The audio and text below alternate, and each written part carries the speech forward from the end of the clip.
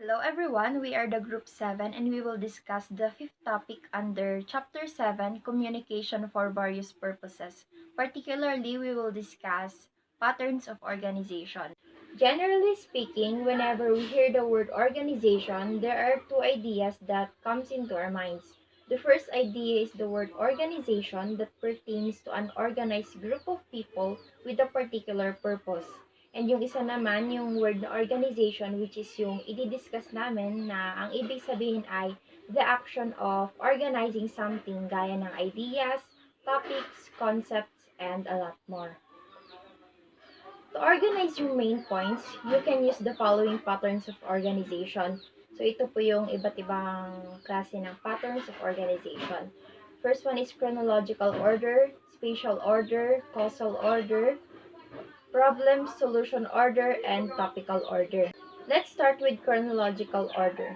A chronologically ordered speech follows a time pattern or involves a time sequence, meaning to say ang sinusundan sa chronological order ay time. So, aayusin natin yung speech natin based on time. When you tell a story in your speech, it's best to use chronological order because a story told from beginning to end is easier to understand. Tama naman po, di ba? Mas maiintindihan natin agad yung at magkakasabay tayo sa pace ng speaker kung sunod-sunod yung mga pangyayari. Kung ano yung naunang nangyari, tas sunod-sunod na. Just like in fairy tales, right? It always start with the once upon a time and end with the happily ever after. You can use chronological order if putting things in place by time will help to make your paper or speech clearer to your readers or audience. So we have an example in here. Again, in chronological order, the information is organized based on time. Since when we say chrono, it means time and logical means order or reason. Looking at the illustration below, we can see that the information starts in the year 2016, next is 2017 and 2018, and so on. Di ba nga pag nagkukwento na lang tayo sa mga friends natin, sinisimulan natin sa unang pangyayari, di ba? Para mas magets nila agad kasi pag hindi organize yung pagkakakwento natin, hindi nila magigets agad. Magandang gamitin ito ang chronological order since may build up and matibay yung foundation ng speech mo. Kasi nga, the sequence of the scenarios are organized. This model is best suitable for historical, timeline, and process or procedures topics that can be split into different segments according to the time sequence. Structuring your speech chronologically means your information will be arranged according to the order of time in which each event occurred. Chronologically structured speeches or presentations often contain segments like dates, flashbacks, future, present, past, before, during, after, flash forward, and etc. So in chronological order, it is not that plain or simple. Hindi yung ina-narrate mo lang ng tuloy-tuloy yung kwento. You can also use flashbacks para magkaroon ng idea yung audience and have a glimpse sa kahantungan ng ikinikwento mo, kagaya nung sa Magpakailanman kung familiar po kayo. Isa po siyang television drama anthology show na mapapanood sa GMA. 'Di ba may mga flashbacks po doon, tas may nagkakaroon po tayo ng idea kung ano po yung kahantungan ng story just by watching the flashbacks po. So we have another example in here and you can read that for additional information. As I've said a while ago, you can use chronological order as well in telling processes and procedures. The chronological order is also used in explaining a process or showing how to do something such as assembling a bicycle or a personal computer or PC. The sequence may be from top to bottom or vice versa. This is called spatial order and this will be discussed by the next reporter. Thank you. Spatial order. Discussing how you can get from point A to point B on a map is an example of using spatial order because spatial order is about location and direction. Spatial, not special. This is spatial order. For using spatial order to about location and direction. the arrangement of information depending on how things fit within a physical space.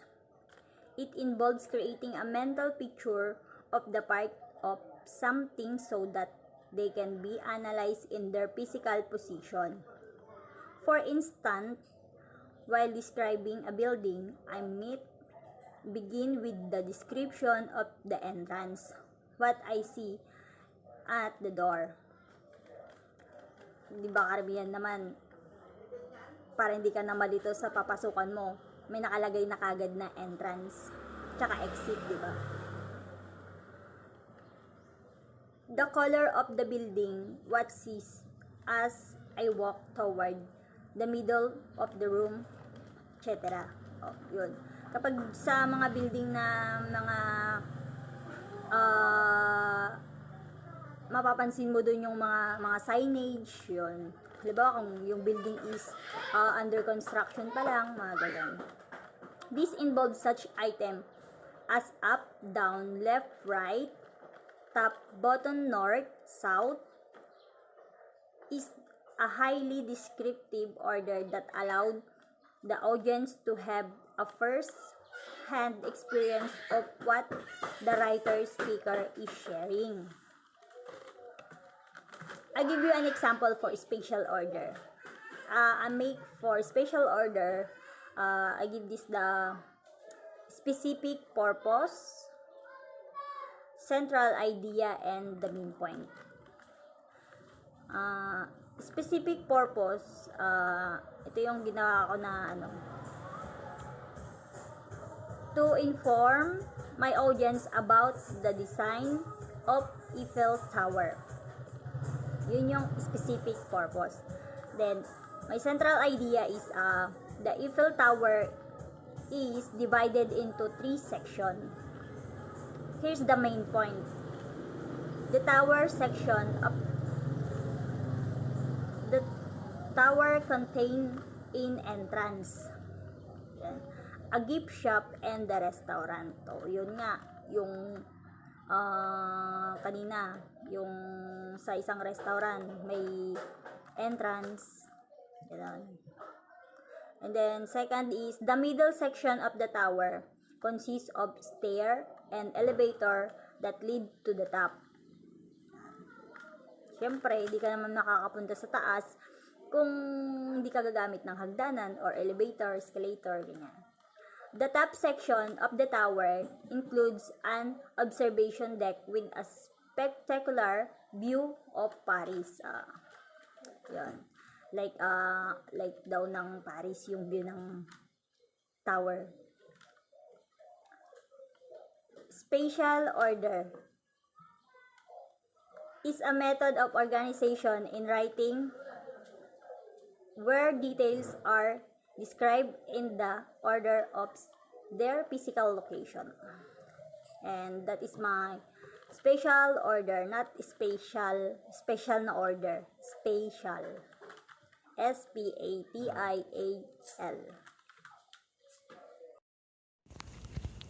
Causal order. Ano nga ba ang causal order? Ito ay tumutukoy sa kasanayan sa pag-oorganisa ng impormasyon upang mailarawan ang ugnayan ng sanhi at epekto. Dito makikita mo or maipapaliwanag or maipapakita kung ano ang sanhi at epekto ng isang pangyayari.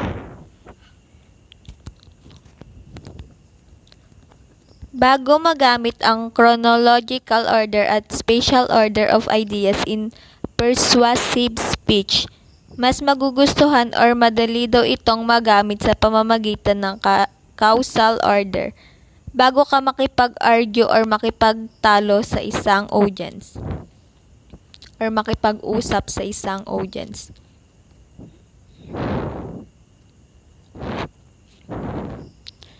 Sabi ni Lucas, ang causal order daw is ito yung nag-aayos ng main point at dito din na ipapakita kung ano ang cause at epekto ng isang problema o relasyon.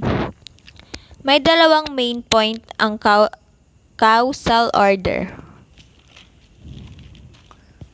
Ito ang cause at effect. Ito ang cause at effect, sorry. Dahil sa dalawang main point na ito, dito malalaman natin kung ano ang reason at effect, reason or cause at effect ng isang bagay or gawain.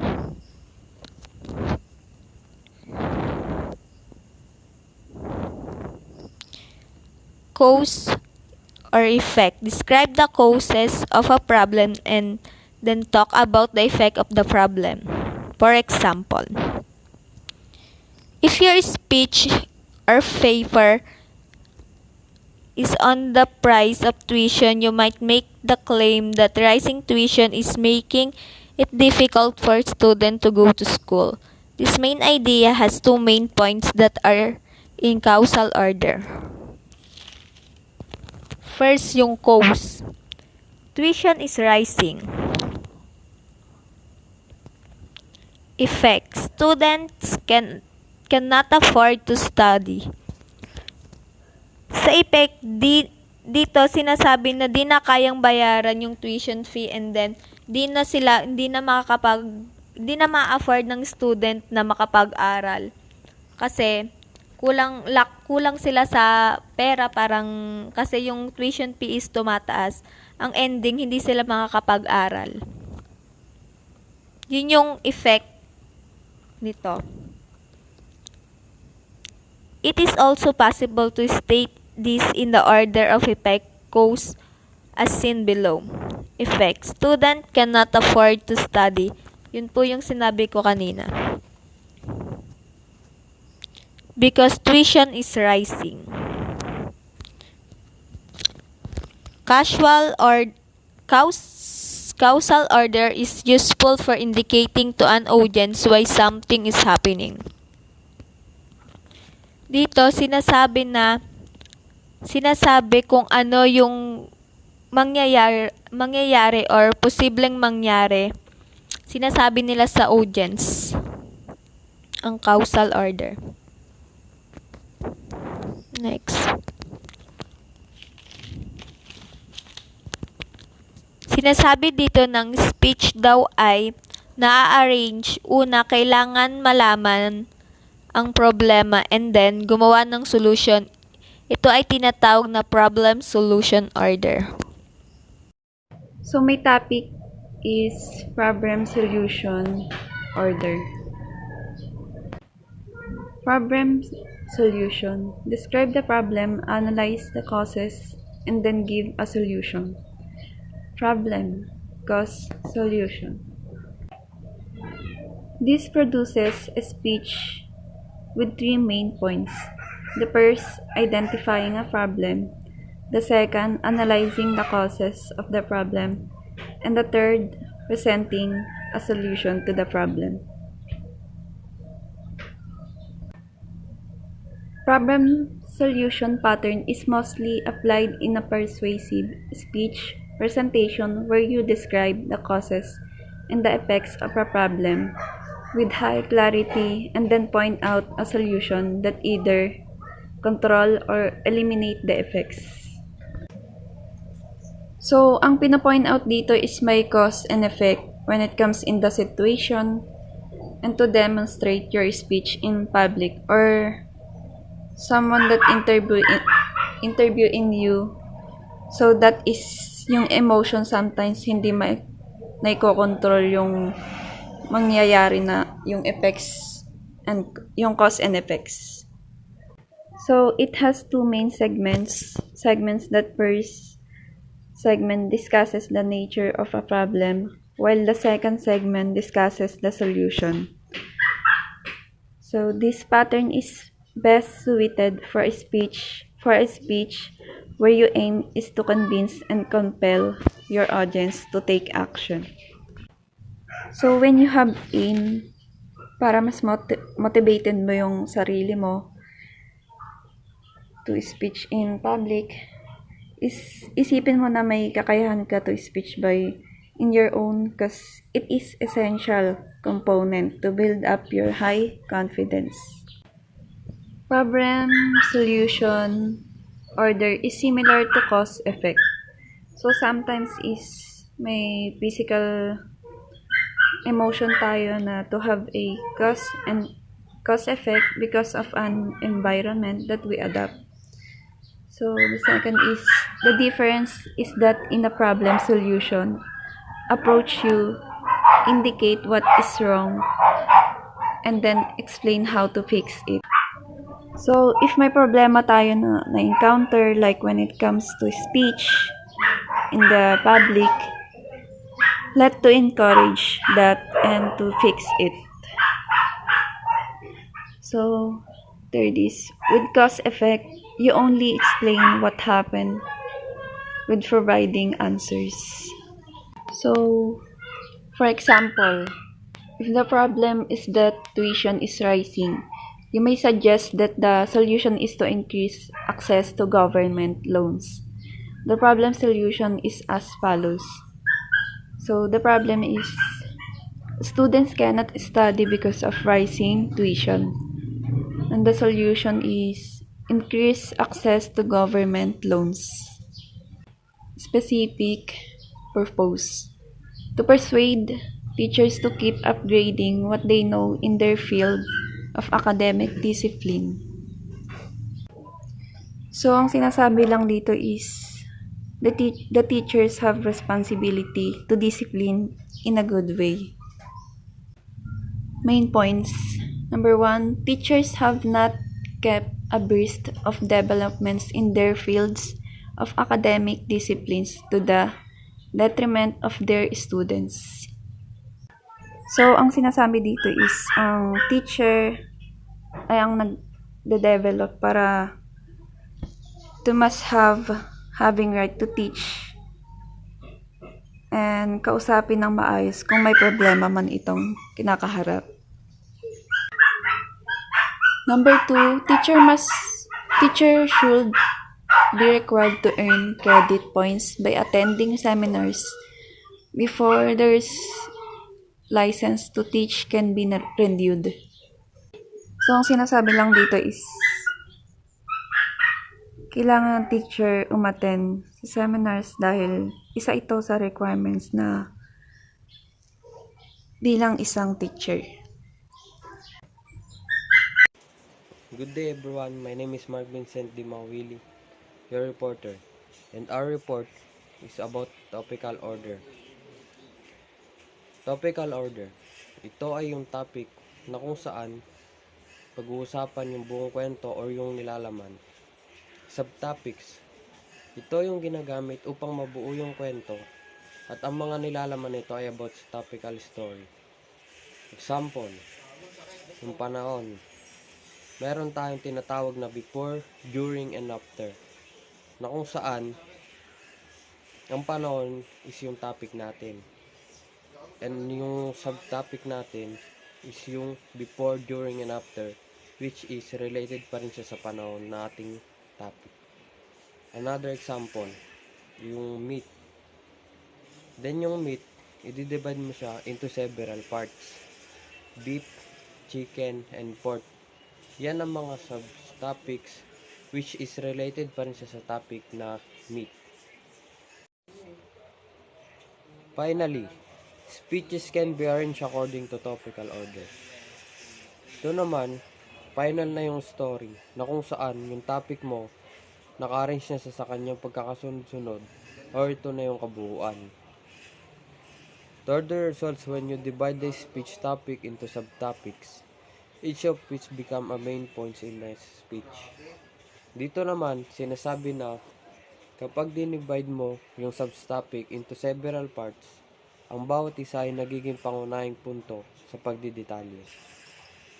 The main points are not part of the chronological, spatial, causal, or problem solution sequence, but simply parts of the whole. Dito naman, ang mga pangunahing punto ay hindi bahagi ng pagkakasunod-sunod ng chronological, spatial, causal, at solusyon sa problema. Ngunit ito ay isang bahagi ng kabuuan. For example, if you are giving a speech on the topic of basketball, you may have following the subtopics: the history, the rules, the greatest players. In this example, the order of the points does not matter. This is the defining characteristic of topical order. The order the topics came are not important. So, ang pinag-uusapan natin dito or yung topic natin is basketball. And yung history, the rules, the greatest player ay ang subtopics. Yung history, tinutukoy dito kung kailan nagsimula, kung sino ang gumawa ng basketball. The rules, ito yung mga sinusunod ng mga manlalaro kapag naglalaro sila ng basketball. The greatest player, ito yung mga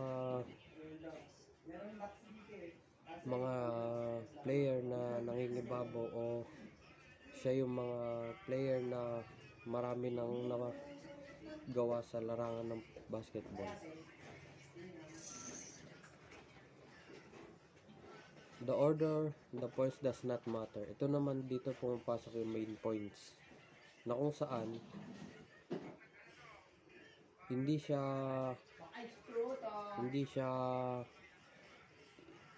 inahanap pero kasama siya sa part ng laro na kung saan pasok siya sa larangan ng basketball. Outline of a topical order speech. A specific purpose. Nagsisimula sa isa sa tatlong pangkalatang layunin. Pagkatapos ay tinutukoy ang aktual na paksang napili mo at ang pangunahing layunin na inaasahan mo magawa sa iyong pagsasalita. Central idea. Ang central idea ay ang pinag-iisang elemento ng kwento na pinag-ugnayan ng lahat ng iba pang elemento ng katang-isip na ginagamit ng mayakda upang makagkwento. Ang main points. Ang main points ay mga pangunahing ideya na ipinapakita mo upang pagganahin ng iyong pagsasalita upang makamit ang tiyak na layunin nito. Since we are already done with the different patterns of organization, we will move on to the additional information na nakuha po natin sa TED Talks, the official TED Guide to Public Speaking by Chris Anderson. Chris Anderson is the head of TED, a nonprofit organization devoted to spreading ideas, usually in the form of short, powerful talks, 18 minutes or less. It has shown how carefully crafted talks can be the key to unlocking empathy, stirring excitement, spreading knowledge, and promoting a shared dream. This book explains how the miracle of powerful public speaking is achieved and equips you to give your best shot. There is no set formula, no two talks should be the same. The goal is for you to give the talk that only you can give. TED began in 1984 as a conference where technology, entertainment, and design converged. It was bringing together technology, entertainment, design, or the TED. Particularly, we will learn about the talk tools from TED in his book TED Talks, the official TED Guide to Public Speaking by Chris Anderson, which he gave 5 things to remember when we give speeches. Knowledge cannot be pushed into a brain, but those has to be pulled in, he adds. Before you can build an idea is someone else. Mind you need their permission. People are naturally cautious about opening up their mind. Anderson say you need to get personal with your audience to establish connection with them.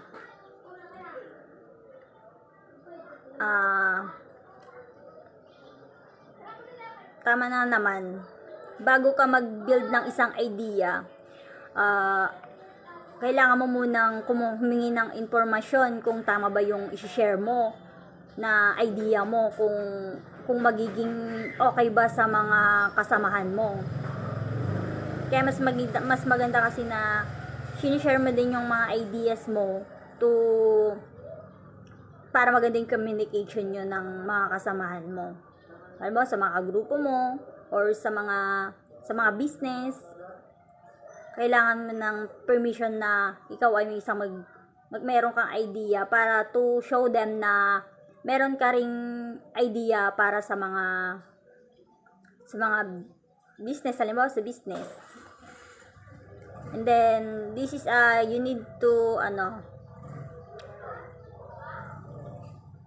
make eye contact right from the start.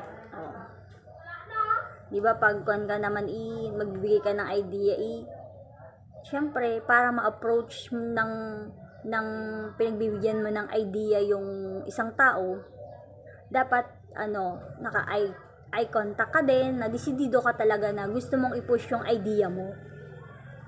Disarm your audience by revealing your own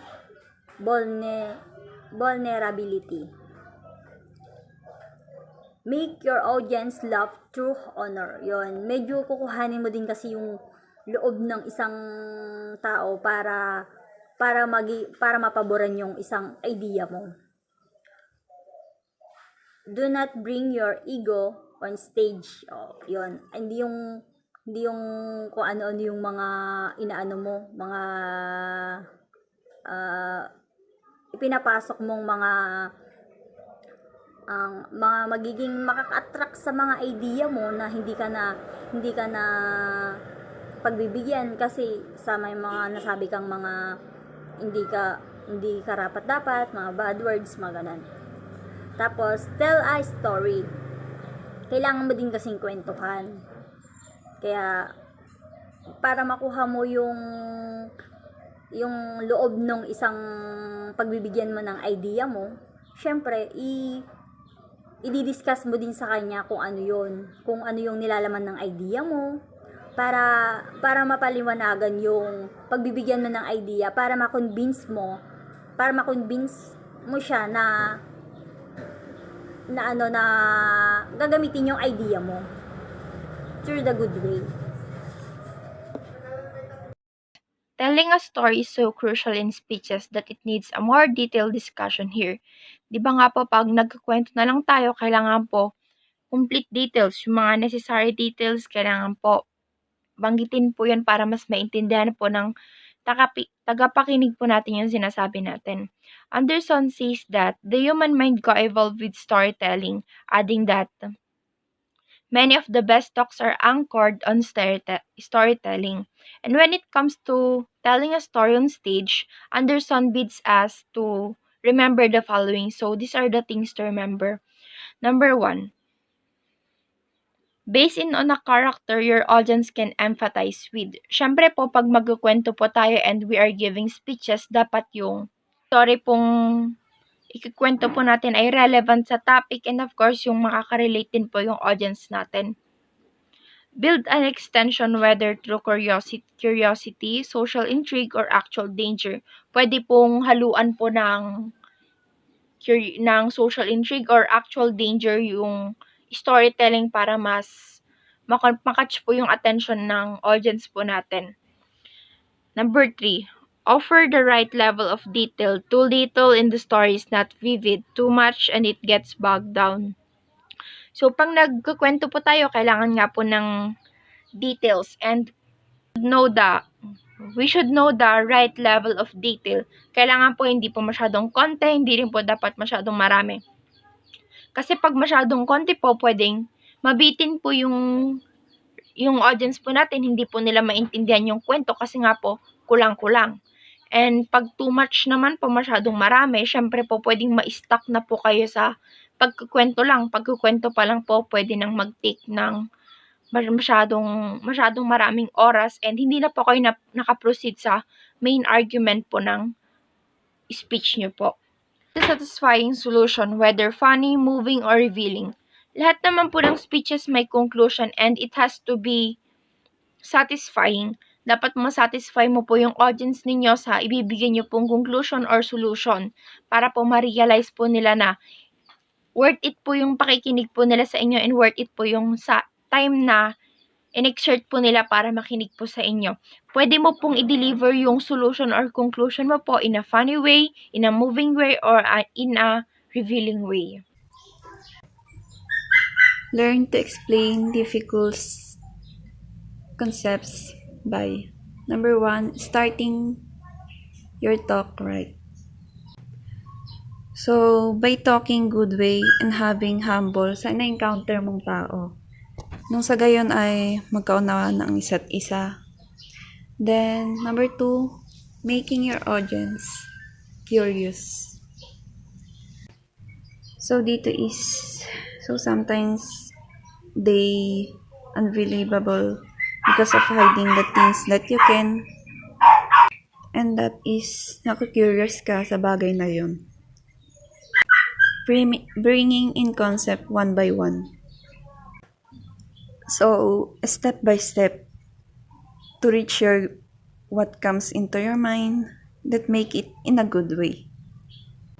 So, number 4, using metaphor. So, dapat din gumamit ng matatalinhagang salita upang sa ganon, minsan mahasa or mas ma-upgrade pa ang kakayahan mo sa mga bagay-bagay. And lastly is number 5, using examples. And by using examples, para sa ganun ay malaman mo kung paano ito gawin and i-apply sa sarili. Persuasion means convincing an audience that the way they currently see the world is not quite right. This is done by taking down the parts that are not working as well as rebuilding something better. In other words, you reason to change minds forever. So sometimes nga is sa decision nga natin is parang hindi ka pa kontento, ganon. And kapag medyo hindi pa tama yung alam mong may kulang pa, you have to something na mas better pa. Dahil alam mo na may ikakaganda pa yung resulta nito. Anderson explains that dreaming is the key to prompting that worldview shift is to take the journey one step at a time, preparing our minds in several different ways before getting to the main argument. So, Anderson explained is what you have planned is magpatuloy lang and take a good several different ways. Para nang sa ganun ay ma-reach mo yung ninanais mo sa buhay mo. Anderson illustrates his point by comparing the two ways of telling the same story. Here is an ineffective ways of telling the story. Hindi ko na po siya babasahin. Paliwanag ko na lang po. First, sinasabi dito na hindi siya effective story kasi wala siyang satisfying ending or solution. While dito naman sa kabila, ito yung effective kasi